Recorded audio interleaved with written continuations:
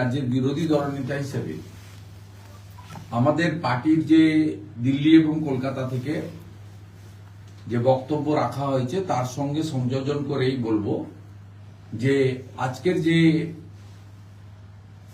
Order এসেছে, interim order, বা যেহেতু শুনানি লাইভ হয়েছে, সকলে দেখেছেন, তাতে খুব পরিষ্কারভাবে প্রমাণিত হয়েছে যে সুপ্রিম কোর্টে খুব দামি দামি লয়ার ইতিমধ্যে তো শত শত কোটি টাকা পশ্চিমবঙ্গের হসপিটালের জন্য উন্নয়ন না করে, চাকরি না দিয়ে, শুধু চুরি দুর্নীতিকে আটকানোর জন্য সুপ্রিম কোর্ট এবং হাইকোর্টে খরচ করা হয়েছে। ঠিক আজকে একইভাবে সর্বোচ্চ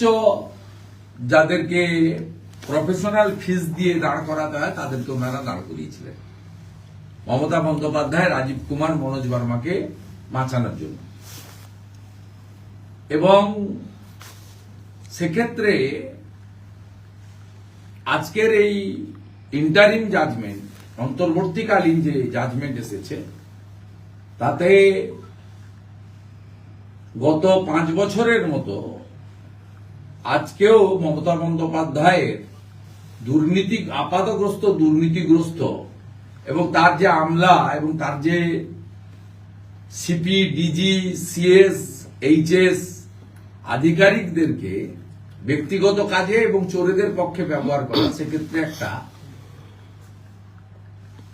উল্লেখযোগ্য প্রাথমিক জাজমেন্ট এসেছে বলে আমার মনে হয়েছে। ইডির যে আজকে প্রেয়ার ছিল রাজীব কুমার, মনোজ ভার্মা এবং ডিসি সাউথ যারা আইপিএস, তাদের বিরুদ্ধে ডিওপিটিকে অ্যাকশন নেওয়ার অর্ডার দেওয়ার জন্য, সাসপেন্ড করার জন্য, সেক্ষেত্রে ডিওপিটি, ভারত সরকার তাদের সবাইকে যুক্ত করে মুখ্যমন্ত্রীকে এবং অন্যান্য যারা ছিলেন তাদের সকলকে হলফনামা দেওয়ার জন্য বলেছেন এবং পশ্চিমবঙ্গ সরকার তথা কলকাতা এবং রাজ্য পুলিশকে তারা যা যা অপকর্ম করেছেন সিসিটিভির সামনে, সেই সিসিটিভি সংরক্ষণের দায়িত্ব তাদেরকে দিয়েছে, যাতে তাদেরকেই তাদের অপকর্মের কীর্তিগুলোকে সুপ্রিম কোর্টে আগামী দিনে পেশ করতে হয়।